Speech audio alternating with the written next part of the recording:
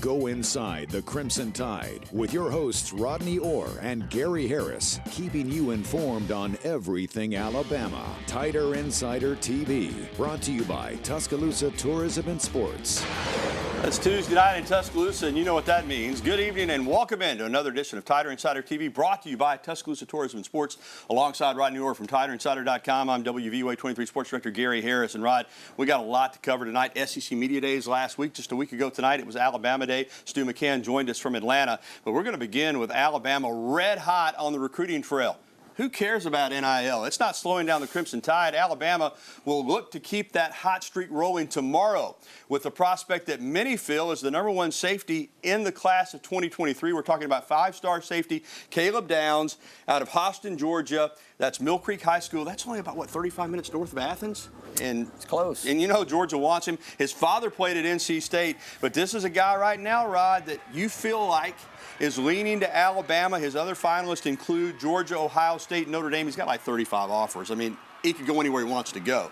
But the expectation right now is that tomorrow he is going to join what is rapidly becoming one of the top 2 or 3 classes in the country for 2023, and that's the Alabama Crimson Tide. Yeah, I really think right now, Gary, it's Alabama, Ohio State, Georgia, obviously the home state school right in the mix there. Really difficult decision for him, as you mentioned, very highly touted player, very highly recruited. You talk to a lot of college coaches, and I'm not talking about Alabama coaches, I'm talking about coaches around the country.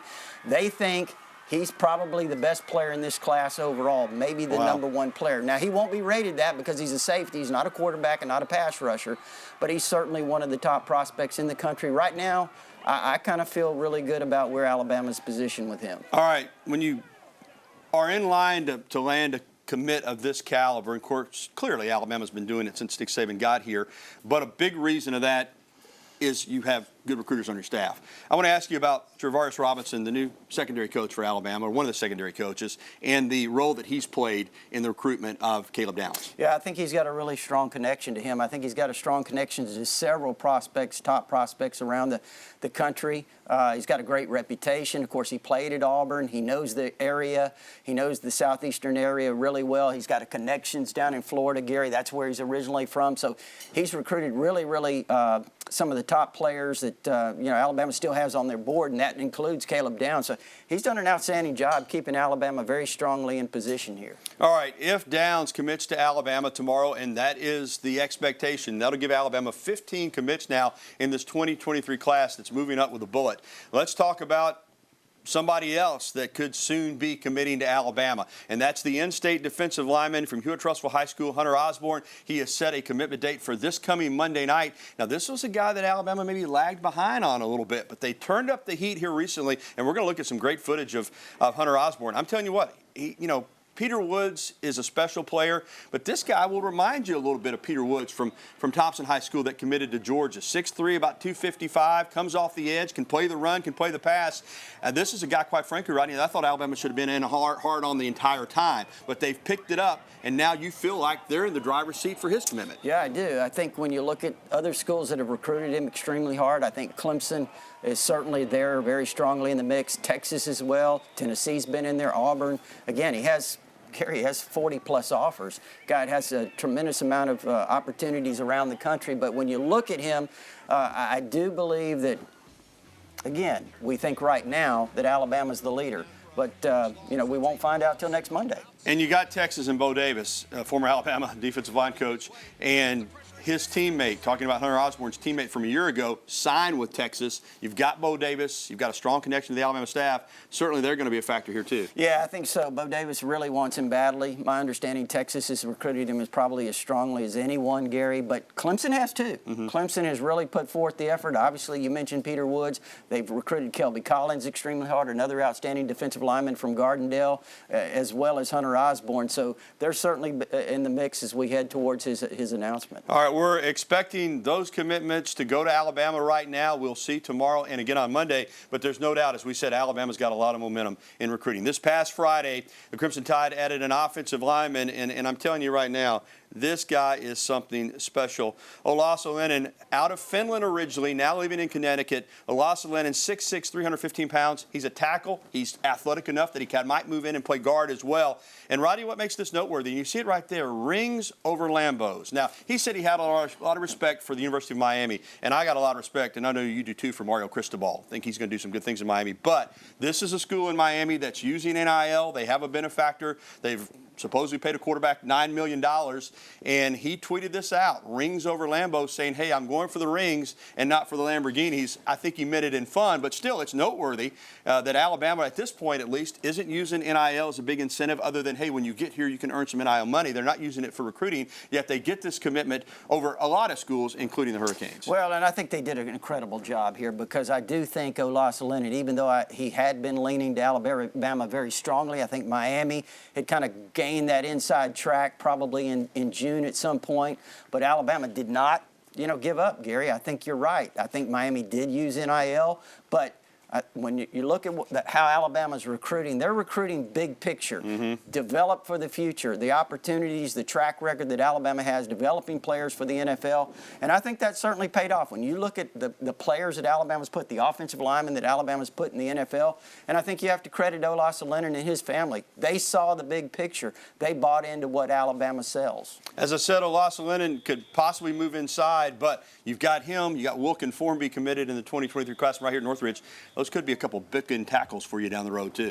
Could be. Again, I think the versatility with Olasalainen to play on the interior, that's certainly going to be something to watch. But Wilkin Formby, I think he's certainly a tackle. All right, we're going to get to 2024. Just a real quick word, though, on Connor Talty, the kicker that committed to Alabama out of Chicago last week. Well, I think when you look at him, Chris Saylor's the premier talent evaluator in terms of kickers nationally. He had him rated the #2 kicker, and he's had a lot of opportunities to evaluate him, Gary, in combines and kicking camps and what have you. So Connor Talty is not only an outstanding place kicker, he's a really talented punter as well. All right, let's get to 2024, because Alabama now is starting to kind of intersect with these two classes. This is a big one. Jalen Barkley, the cornerback / kick returner / wide receiver from Clay Chalkville, just north of Birmingham.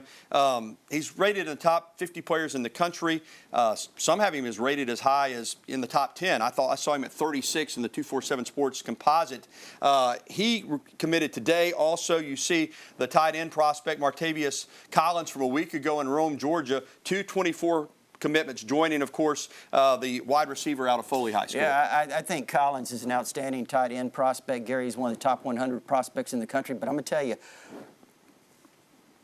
this kid, Jalen Barkley, he is a ultra-talented player. I mean, he's going to be a 5-star. When you look at him, he's probably one of the best two-way prospects I've seen in a long time in terms of playing the slot receiver, as a kick return guy, and also as a cornerback. I mean, he could play any of those spots. I think he's an elite prospect at all of them. All right, let's take a look at a little video of Mbakwe in action, and you're going to see his athleticism and his ability to play on both sides of the ball. Again, we understand you got to have linemen, we know defensive linemen, but in the way the game's played in this day and age, you got to have speed, you got to have athleticism on both the offensive and defensive side of the balls if you're going to win at this level. Well, you talk about Gary, he's playing the largest classification in the state of Alabama. This is sophomore footage right here. He dominated. He had over 1,100 all-purpose yards, 12 touchdowns as a sophomore in high school. Again, in the largest classification. You talked about his speed.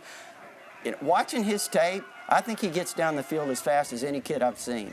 All right, as we said, Collins and Mbakwe joined the wide receiver from Foley. Yes, Thompson. Perry Thompson. Yes. So 3 commits now in the class of 2024, and Alabama is rolling on the recruiting trail. All right, we're rolling here on TI TV. We got much more to get to, though, and unfortunately, we're going to change the tenor just a little bit for some news that we hate to have to report, but we feel good about John Metchie's chances of recovering. Houston Texans rookie wide receiver John Metchie out of Alabama. They moved up to the second round, number 44 overall, trading with the Browns to get Metchie. They love him in Houston. He was expected to have a huge rookie season, but life happens. Leukemia hit John Metchie. Of course, he's in Houston, MD Anderson Cancer Center. Rodney, you grew up in that area. It's probably the best in the country. So he says he expects to have a full recovery. I believe him. I think he'll be playing football next season. But certainly our prayers and thoughts are with him and his family as he has to overcome this adversity before he can start his NFL career. Yeah, it sounds like they caught it early, Gary. That's the good thing. John Metchie, really a tough-minded person, so you know he'll battle it. Nick Saban wishing him well and saying that his toughness and determination will serve him well in this fight. And also, Rodney, I want to mention this really quickly. It's kind of odd, but you got 3 former Alabama wide receivers scheduled to miss the season for peculiar off-the-field ways. You've got Calvin Ridley suspended through 2022 at least for gambling on the NFL with the Falcons. Of course, Henry Ruggs, his unfortunate situation, vehicular homicide out in Las Vegas with the Raiders. And now John Metchie fighting leukemia. None of those 3 guys will be on the field this year. Well, still to come on Tighter Insider Television, we'll have the latest on Jimbo Fisher and Nick Saban after SEC Media Days. And we'll also discuss Coach Saban's latest response to conference expansion and how mega conferences could impact the SEC. And coming up, we'll be taking your phone calls, emails, and tweets. As always, the phone number 205-348-WVUA. That's 348-9882. You can email us at the address on your screen or tweet at us. Use that hashtag TITV. We'll be right back with the only show that takes you inside the Crimson Tide. Award-winning Tighter Insider Television will return right after this timeout. Listen, we're great. 2 competitive guys that go at it. Listen, we all learn from things we do in our business. You got 2 competitive guys. The arguments we had in the staff room and on the basketball court and all those things. But on the basketball court, we didn't have them. We were always on the same team. So we usually had them against other people. So listen, I have great respect for Nick. And that's unfortunately our thing went public. And that's sometimes that happens in this world. Nothing's private anymore, is it? It went public, Jimbo, because you held a public press conference to call Nick Saban a liar and a narcissist and say he should be slapped. That's why it went public. Welcome back to TITV, brought to you by Tuscaloosa Tourism and Sports. Alongside Rodney Orr, I'm Gary Harris. Jimbo Fisher addressing various topics on Thursday at SEC Media Days, including the perceived feud with Nick Saban. He says we're all good now, Rod, and I believe him. I think they've moved on. At the same time, you can't sit there and complain about the media's coverage saying that they wanted to pit you against Nick Saban when you're the one that called the press conference. But listen, he's a quick-talking, fast-talking, temperamental guy.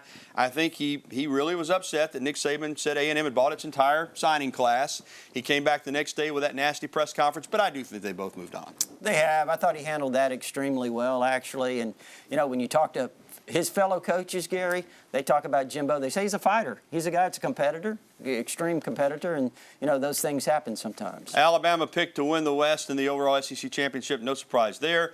Georgia picked to win the East. No surprise there. Auburn picked last in the West. That still looks strange to me. I'm just saying. Nothing against Ole Miss, Mississippi State, and Arkansas, but I wouldn't have picked Auburn. I wasn't there this year, but I wouldn't have picked Auburn last. But Alabama, Rod, the overall pick to win it all, I don't have any problem with that. I think the Tide's got a chance to run the table. Well, they're the dominant program not only in the SEC, Gary, but nationally they're considered the team that's a favorite for the national championship, probably with Ohio State. What about the guy that picked Vanderbilt to win the SEC? I didn't know that. Yeah, they had one pick to win it all. Throw his ballot out. Just saying. Let's find out who that is. Let's do some investigative reporting. All right, let's get to coach talk. Nick Saban was asked if he saw the SEC having 18 to 20 teams in the future. They're going to be at 16 in just a couple years when Texas and OU come in. He said if that happens, the SEC and everybody else will indeed move to the mega conferences. I do think if we move toward the mega conference, again, that whole thing about competitive balance is going to be in question. And look, I'm not here to say we should have it or we shouldn't have it, but if we have 2 20-team leagues, how is that going to impact all the people that are not in those leagues? That's a question for all of you to speculate and answer on. I really can't speculate on that. All right, Nick Saban thinking what I guess we're all thinking at some point that we're going to have these mega conferences. All right, TITV, we are going to get to your phone calls and your emails. Coming up next, go ahead and give us a call. 205-348-9882 is that number, 205-348-WVUA. We'll be right back with the only show that takes you inside the Crimson Tide, Tighter Insider TV. Give us a call. Get through now. We want to hear from you.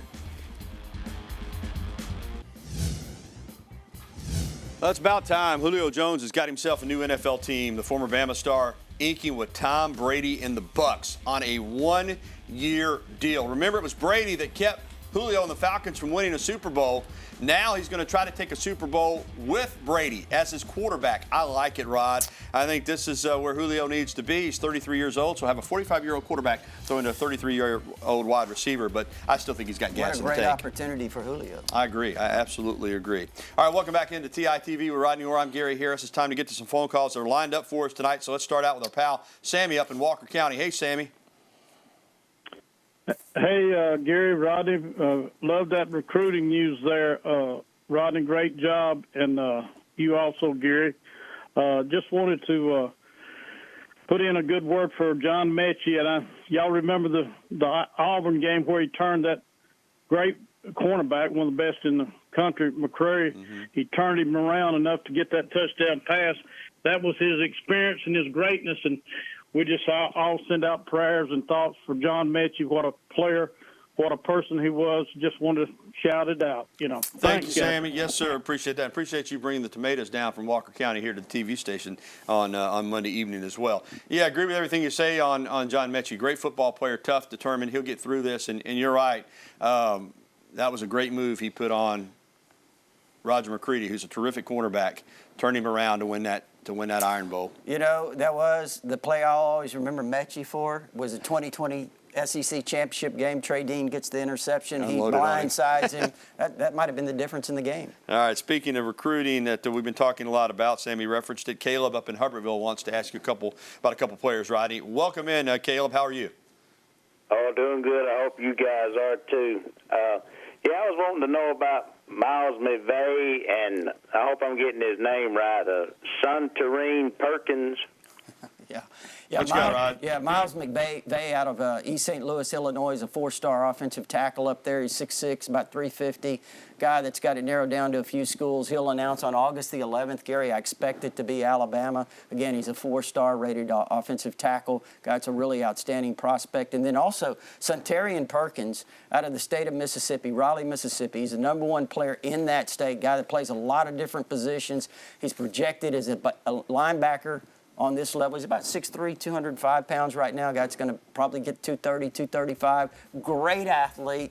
And again, he's committed to Ole Miss right now. I know that he's certainly considering flipping to Alabama. We'll have to see what happens. All right, thanks for those two phone calls. We got more phone calls and emails coming up here on TITV right after this timeout. Hillcrest alum and Alabama pitcher Garrett Mcmillan announced on Instagram last week that he'll return for his second season with the Crimson Tide. Mcmillan was drafted in the 19th round by the Minnesota Twins, but has decided to run it back with the Crimson Tide. This is a big deal for Alabama because he is one of their top pitchers. Really might have been their ace from last season. In 2022, he had a record of 4-5 with an ERA of 4.9. Or 4.29 and 83 strikeouts and 86 innings pitched. So good to have him back. And welcome back into TITV with Rodney Orr. I'm Gary Harris. Let's get to an email. And the email question of the day is brought to us by KDM Services, serving your family like our family. Will Tyler Steen start at left tackle? Hunter in Nashville. Of course, he played at Vanderbilt. I guess that's what Hunter's emailing in. And it's a great question. Rodney, I think he probably has the inside track because of his experience. He started a lot of games in the SEC, but he'll have to come in here and earn it. He will. He will. Amari Kite's a guy that'll compete. They have other guys competing at the position, but Tyler Steen's got 29 practices or roughly thereabouts to win that job. And I would say he's the favorite, Gary. All right, thanks for that email. He is the favorite. Let's go back to the phone lines, and Reg is with us over in Birmingham. Hey, Reg. We got Reg? Yes. Hey, Reg. Good evening. Remember for the University of Tennessee and Mr. Fulmer, what goes around comes around, and you know what I mean. Thank you. Well, we do, and 18 Level 1 violations levied by the NCAA toward Tennessee. Of course, Tennessee's already made some self-imposed, measures to try to limit the damage. Talked about this for a long time with Dan Harrelson from Vol Wire, USA Today Network, this morning on my radio show. I don't think they're going to get hammered. I just don't feel like the NCAA's got the clout anymore to do that. I do think they may lose a few scholarships, but all in all, I think they'll probably come out of this a lot better than you would expect if you just turned 18 Division I or 18 Level 1 violations. How did they not get lack of institutional control? It kind of sounds like more to me they were going after Jeremy Pruitt. Yeah, and I think he may not coach in college football again. Might not. All right, we'll be back to wrap up the show. Thanks for the phone calls and emails. We're coming back after this. Alabama quarterback Bryce Young picked up some more honors. He picked up another big honor last week at the ESPYs. Wow, he won the best college male athlete, and I agree. Way to go, Bryce Young. He beat out the other nominees for the honor. Former Alabama receiver Devontae Smith won the award just last year. All right, Rodney, I've been told that Rick and Brent, one of our best callers, we got time to get him in. We'll take one more phone call, and let's go down to Brent and talk with Rick. Hey, Rick, thanks for holding. Welcome to the show. Thank you. How are y'all doing tonight? Doing great, Rick. Great. Do you think that if we don't go to pods when Texas and Oklahoma join the SEC that we'll lose a lot of traditional rivals? Is that the only way we can sustain traditional through the pod? Yeah, Rick, it's a great question. You know, I've said for some time now that going forward it's not about geography. It's not about traditional rivalries. I hate to say that. I think the SEC is going to have to try to do the best they can, but when you've got 16 teams, even if you're playing 9 conference games or 10 conference games a year, you're not going to play everybody every year. I don't know how it's going to work out, Rodney. All I can tell you is, Rick, I think they'll do the best they can, but I don't think geography and traditional rivalries are going to be the priority. It's TV and money, and that's why all this is happening in the first place. I think they'll try to save some, obviously, if they can, but I think overall you summarized it well, Gary. I mean, who really knows exactly what will happen, but I do think they'll try to preserve some of those, Rick. All right, and thanks for that phone call, Rick. Thanks for all the calls tonight. It's been a really jam-packed show. We have flown through tonight. I want to thank Grace and Stu and Jen, all the folks in the control room for helping us out. And a reminder, if you missed any of tonight's show, you can catch the replay this evening at 10:30 following the news at 10 or online anytime at WVUA23.com. We're going to leave you tonight with some video of Alabama's offensive lineman Emil Ekiyor. This is cool. Holding a back-to-school drive at A.G. Gaston Boys and Girls Club in Birmingham. Ekiyor partnered with Samaritan's Feet to donate 300 pairs of shoes and backpacks. Way to go, Emil. That is so cool. Alabama will start practice next week, August the 4th. Nick's Kids Luncheon on August 3rd. More coming up next week on Tider Insider TV. So for Rodney Orr, I'm Gary Harris. Thanks for watching, everybody. Have a great night. We'll talk to you again next week on TITV.